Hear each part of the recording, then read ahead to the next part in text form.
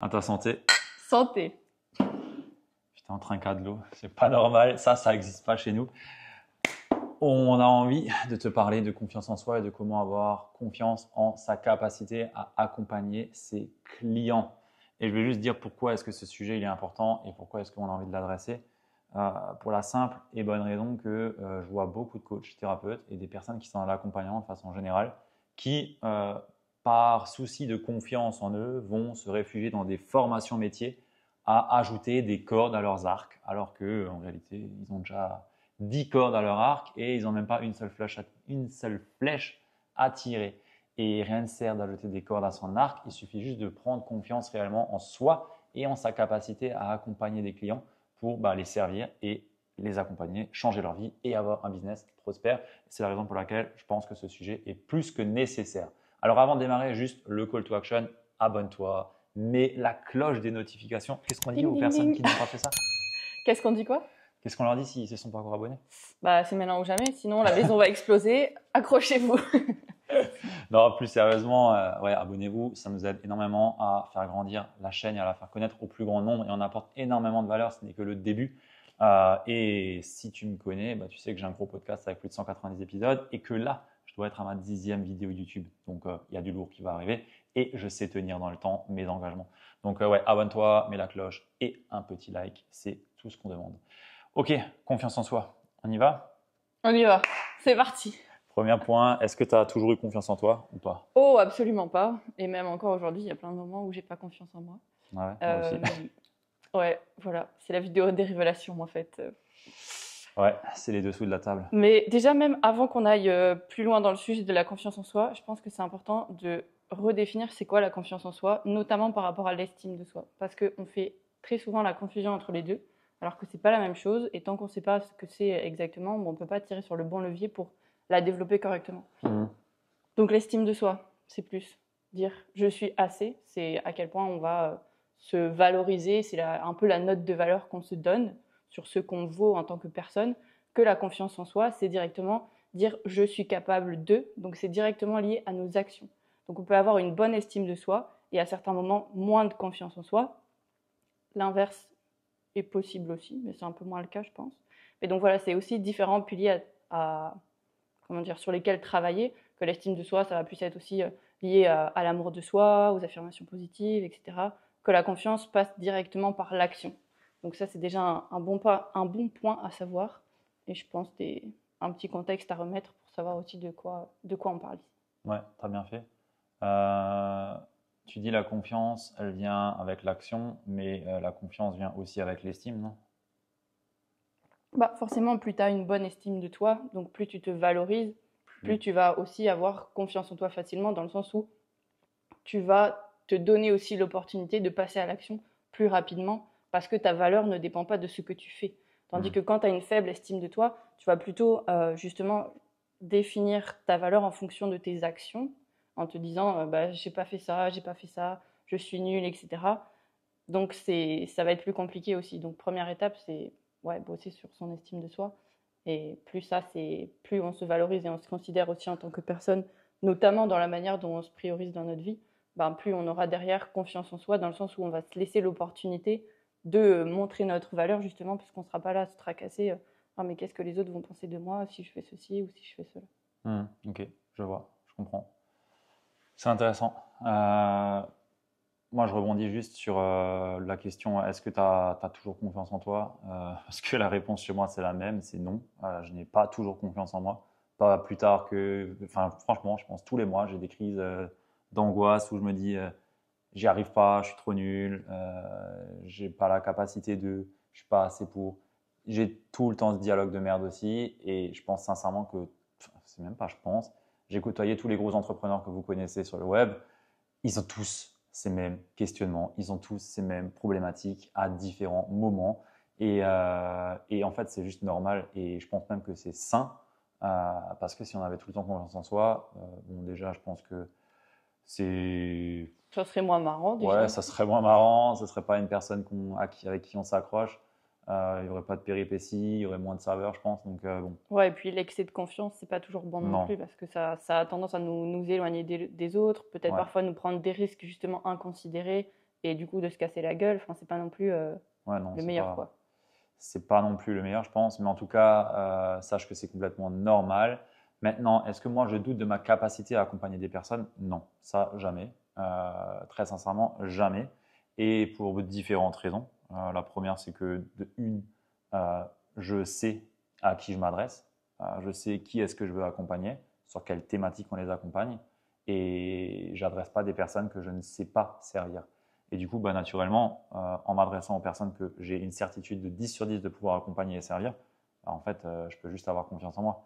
Et j'ai pas besoin de plus, en fait. Et je pense qu'un des gros points, quand on parle de confiance en soi et en sa capacité à accompagner les autres, bah, c'est aussi à qui est-ce que tu t'adresses et est-ce que tu es la bonne personne pour adresser ces gens-là. Et si on part de soi pour trouver la cible qu'on veut accompagner, si on parle de ses compétences, de qui est réellement notre cible de cœur, eh ben, on a déjà marché un chemin qui est le chemin des personnes qu'on veut accompagner. Et donc, on a potentiellement déjà tout ce qu'il faut parce qu'on est deux, trois étages au-dessus des personnes qu'on veut accompagner. Et donc, naturellement, on a une légitimité et une confiance qui est déjà présente pour les aider. C'est comme si je te disais, je sais pas, je vais accompagner une personne à sortir d'un surpoids, par exemple, ou d'une anorexie. Parce que moi, j'étais anorexique quand j'étais plus jeune. Enfin, petite anorexie. Mais en tout cas, j'étais ouais, assez maigre et j'abusais clairement. Tu vois. Je mangeais pas. C'était forcé pour être le plus fin possible et le plus Ouais. maigre possible. Bref. Et, euh, et du coup bah, si je me demande d'aider une personne dans cette situation, bah, je saurais faire. Et je serais en confiance par rapport à ça. Peut-être pas 100% serein parce que je n'ai pas accompagné sur le sujet, mais j'arriverai à au moins la faire avancer de un à 2 pas de là où moi je suis allé, tu vois. Et Ouais, ouais, bah c'est clair que de regarder un peu les expériences qu'on a déjà eues, les compétences qu'on a déjà aussi accumulées, ça aide factuellement à se rendre compte bah, de ce dont on est capable. Et donc, ça peut nous rassurer aussi dans les moments où on a moins confiance en nous. Le fait juste simplement de prendre une feuille et de lister toutes vos compétences, toutes les formations que vous avez déjà fait, toutes les expériences que vous avez vécues, même les expériences qui vous paraissent les plus bêtes possibles, comme, je sais pas moi, avoir un potager dans son jardin. Peut-être que directement, ça n'a aucun lien avec votre capacité à accompagner, mais d'un autre côté, ça vous a peut-être transmis des valeurs, une manière de faire, une manière de réfléchir, qui aujourd'hui fait que bah, vous avez aussi une manière de penser, de voir le monde, de voir les choses, qui peuvent aider aussi à accompagner. Donc ça, c'est hyper puissant, je trouve, de faire cet exercice et de voir que on peut avoir bien plus d'une page. Quand on se met à lister tout ça, à réfléchir vraiment à tout ce qu'on a déjà vécu, traversé, on se rend compte aussi de notre puissance et de tout ce qu'on a apporté. Et ça, c'est hyper précieux justement pour renforcer notre confiance dans notre capacité à contribuer réellement à la vie des personnes qu'on accompagne. ouais, ça c'est ultra important. On banalise trop tous nos expériences de vie.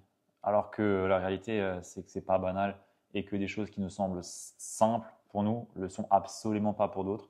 Et ils seraient prêts à nous écouter et même à nous payer cher pour ce que aujourd'hui nous semble banal, alors que pour eux, bah, ça ne l'est absolument pas et c'est un problème.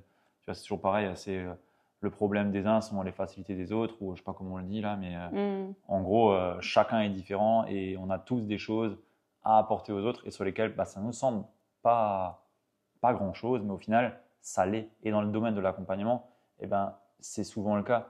Franchement, quand je vois des personnes qui se forment à l'art-thérapie, après en préparation mentale, après en PNL, après en Reiki, après en je ne sais quoi, ah, c'est bien, hein, c'est des passionnés, mais c'est surtout des fuites pour esquiver le vrai point qui est, OK, maintenant, il faut que j'accompagne des personnes et que j'aille sur le terrain pour bah, tout simplement avoir des clients et proposer mes accompagnements.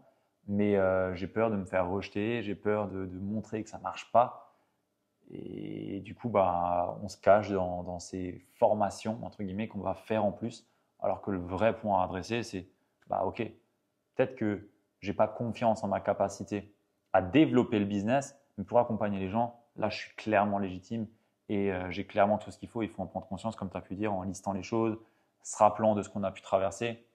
Et c'est peut-être des exercices qui peuvent paraître chiants et qui à l'époque me paraissaient chiants si je l'avais entendu d'un gars comme moi qui est en train de parler, mais qui pour autant, le jour où je l'ai fait, a littéralement changé la trajectoire de ma vie et m'a permis de me prendre conscience que bah ouais, en fait, tu peux avoir confiance en toi et tu peux y aller. Tu as tout pour le faire, tu vois. Mm. Ouais, ce qui peut être puissant aussi à faire, c'est vous rendre compte de l'impact que vous avez déjà. Même si aujourd'hui, factuellement, vous n'avez pas beaucoup de clients ou même pas encore de clients accompagnés, vous avez déjà un énorme impact autour de vous, sans que vous le vouliez, que ce soit sur vos proches, sur vos enfants, sur vos amis, sur quelqu'un que vous avez croisé dans la rue, au magasin, quelqu'un qui vous suit sur les réseaux sociaux. Vous avez déjà énormément d'impact autour de vous. Et ça, c'est important aussi de s'en rendre compte et de voir aussi que, ouais, comme tu disais avant, on n'a pas besoin d'avoir vécu 3 divorces et d'avoir vécu dans tous les pays du monde pour que notre histoire soit intéressante et qu'on ait quelque chose à apporter. Notre histoire en elle-même, elle est tout à fait unique parce que, bon, c'est un truc bateau que je vais dire, mais c'est la vérité. On est tous uniques, on a tous une histoire et personne, jamais pareil, même des frères jumeaux ou des sœurs jumelles, n'auront pas du tout le même parcours, la même façon de penser, de voir les choses, etc. Et donc, ça fait déjà énormément de valeur à apporter parce que c'est quelque chose d'unique. C'est comme une pierre précieuse, il n'y en a qu'une comme ça, bah, on a envie de savoir, de la découvrir, etc. Et donc, c'est vous aussi quel regard vous portez sur votre expérience et mettre ça en avant pour rayonner autant que vous voulez et impacter autant que vous voulez. Et on parlait aussi de contribution tout à l'heure, mais ce curseur-là, il est important aussi. À quel point est-ce que vous contribuez quand vous enchaînez les formations et que vous passez jamais à l'action et au service directement de la personne que vous voulez accompagner. Ouais. La notion de contribution, elle est beaucoup plus faible et du coup, ça diminue aussi votre niveau de confiance parce que vous savez très bien que vous ne faites pas ce qu'il faut et que vous êtes en train de vous cacher. Donc, ça fait l'effet inverse que si je passe à l'action, que je cherche à aller aider les autres et à développer mon activité aussi et surtout, juste agir à la hauteur de mes ambitions en fait. Ouais, clairement. Et tu vois, on pourrait se dire, ouais, mais passer à l'action, moi je le fais et j'y arrive pas ou ça marche pas. Mm. Il y a un point qui est important là-dedans, c'est que si tu n'es pas dans le bon environnement, c'est comme si tu traînais 50 tonnes de ferraille derrière toi pour essayer d'avancer. C'est compliqué. Tu peux peut-être y arriver, mais c'est très, très, très, très compliqué jusqu'à ce que tu arrives à dépasser le point de frottement et avoir un minimum d'inertie. Donc, aujourd'hui, si vraiment tu veux passer à l'action, tu veux avoir des résultats, bah, entoure-toi de personnes qui peuvent t'aider à te mettre sur un chemin qui est bon pour toi, qui soit juste pour toi et justement qui t'enlève tout le brouillard que tu peux avoir devant les yeux parce qu'on ne peut pas avoir confiance en soi si on est confus, si on ne sait pas trop quoi faire, si on met des coups d'épée dans l'eau à chaque fois qu'on va communiquer sur les réseaux, si on prend l'exemple d'une personne qui développe une activité. Enfin, c'est compliqué. Moi, je le vois. On a un système d'acquisition en ce moment même qui est très bancal sur ce qu'on développe à côté, ce qu'on met en place d'un point de vue organique, ça fonctionne très bien. Mais à côté, on veut grossir l'entreprise et donc on met d'autres choses en place et c'est bancal. Crois-moi, je doute de ouf. Et je ne suis absolument pas confiant dans la capacité à le mettre en place et autres. Et pour autant, bon, bah, on se fait accompagner.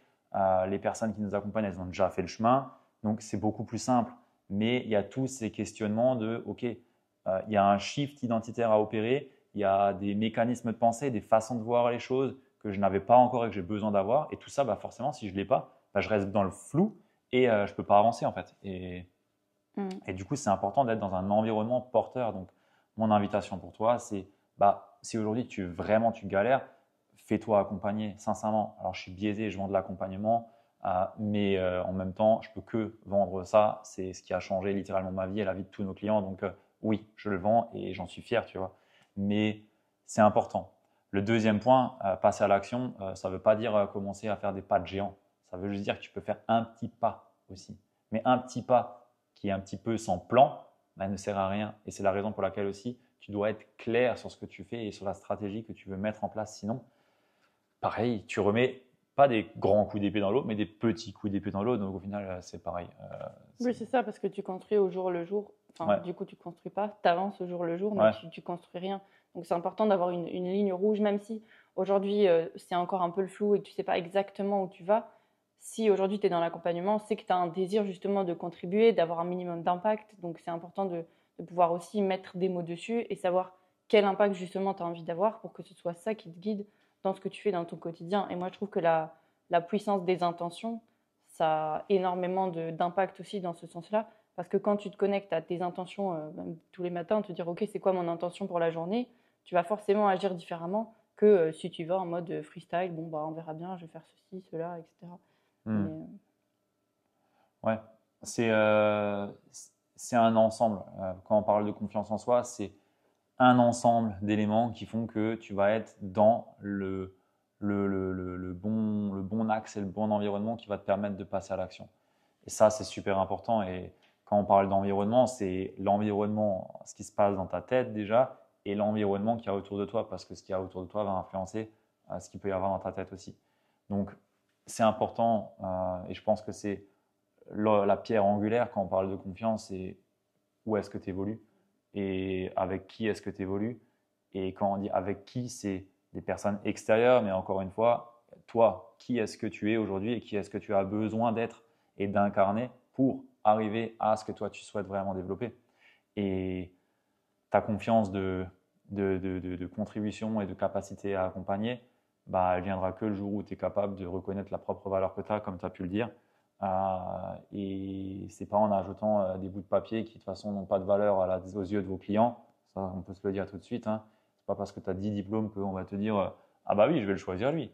Bah non, en fait, juste on s'en fout complètement. Moi, je préfère aller chez une personne qui n'a pas de diplôme, mais qui a une certitude de 10 sur 10 de pouvoir m'accompagner, qui a déjà marché le chemin, plutôt que Jean-Édouard du 16e qui a tous ses diplômes accrochés derrière lui avec une bibliothèque longue comme la cathédrale. On s'en fout en fait. C'est pas ça le plus important. Moi, je veux passer de la situation où je suis à la situation que je veux et je vais prendre la personne qui m'inspire le plus et qui m'inspire le plus confiance. Et la confiance, ça passe pas par un bout de papier. C'est trop français ça. Ça marche pas. Il n'y a pas de bout de papier qui apporte la confiance. Non. Un gars qui est pas bon, même avec un diplôme, ça reste un gars qui est pas bon. Donc, on va aller chez une personne qui nous inspire cette confiance, cette personne qui est capable de montrer qu'elle a autant de failles que de force, qu'elle a autant galéré à marcher ce chemin, mais en même temps, elle a eu énormément d'apprentissage qui font que, bah ouais, je peux aller vers elle et j'ai pas besoin d'avoir ces diplômes et ces machins, on s'en fout. Vraiment, on s'en fout. Ouais, carrément. Je te rejoins tout à fait. On est bon sur ça, Madame Branks? On est bon, je pense, Monsieur Kucker. On est pas mal là, on a déjà fait un bon tour du sujet. Si, il y avait un truc aussi que je voulais ajouter. Vas-y. Dans tout ce que tu as dit là, plus un complément, c'est aussi en fonction de la situation dans laquelle vous êtes aujourd'hui, et même c'est une question à se poser finalement au quotidien, c'est aussi qu'est-ce que je suis en mesure d'impacter dans cette situation-là, pour justement reprendre sa responsabilité et son pouvoir d'action sur ce qui est en train de se dérouler. Par exemple, si aujourd'hui vous sentez que vous n'avez pas confiance, vous ne savez pas quoi mettre en place, quoi développer, vous êtes dans une période de flou, etc. Qu'est-ce qu'aujourd'hui vous êtes en mesure d'impacter pour faire en sorte que ça change? Qu'est-ce que vous pouvez contrôler? Sur quoi vous pouvez directement agir pour justement petit à petit sortir de cette situation, sortir de ce brouillard et se rapprocher de ce que vous voulez. Et si vous ne savez pas ce que vous voulez, se rapprocher de trouver ce que vous voulez aussi. Ça, c'est important aussi de se rappeler que vous avez votre propre pouvoir qui n'est pas sur tout, mais justement sur quoi il est et pouvoir mettre du coup toute votre énergie là-dessus. Ouais, c'est important, super important. Parfait, on a fait le tour du sujet. Dites-nous dans les commentaires ce que vous en avez pensé, ce que vous retenez aussi. Et si aujourd'hui tu souhaites développer une activité de coach, de thérapeute ou d'expert de l'accompagnement qui réellement impacte la vie de ses clients avec confiance et aussi qui te permet tout simplement de vivre réellement ton activité, alors je t'invite à réserver un appel avec un membre de l'équipe pour voir comment est-ce qu'on peut t'aider avec notre accompagnement phare. Voilà, sur ce, je te dis à la prochaine vidéo et merci d'avoir écouté jusqu'ici. Yes, à très bientôt. Ciao. Ciao.